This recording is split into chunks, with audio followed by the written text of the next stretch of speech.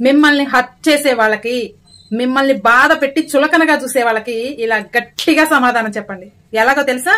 ఒకళ్ళు మిమ్మల్ని కొట్టడానికి ట్రై చేస్తున్నారు. మీరు గనక చంపలు అందించకపోతే వాడు ఏం చేస్తాడు? ఇలా ఇలా ఇలా గాల్లో ఎంతసేపు కొడతాడు, తర్వాత సైలెంట్ అయిపోతారు కదా. మనం చెంప అందిస్తూ ఉంటే వాడికి ఎంజాయ్మెంట్ వస్తుంది.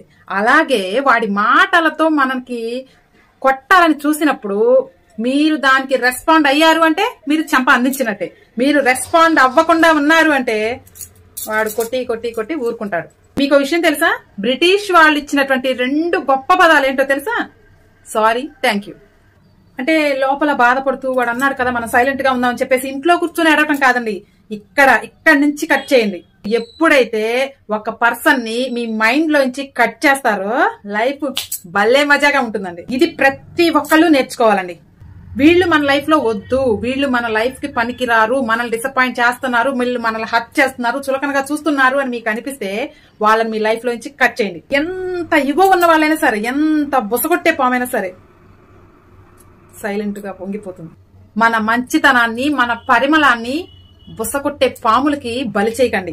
వాళ్ళకి అసలు రెస్పాండ్ అవ్వకండి. వాళ్ళు వాగుతున్నారా, వాగనివ్వండి. మీరు 2 మాటలు థ్యాంక్ యూ, సారీ ఇలా ట్రై చేసి చూడండి. వాడికి వాళ్ళు మాట్లాడేటప్పుడు మనం రెస్పాండ్ అయ్యామనుకోండి, దానికి మనం రెచ్చగొట్టినట్లా అవుతాం. కాబట్టి ఇది ఒకసారి ట్రై చేయండి. నేను ట్రై చేస్తాం అనుకున్న వాళ్ళు కామెంట్ సెక్షన్ లో ఎస్ అని కామెంట్ చేయండి.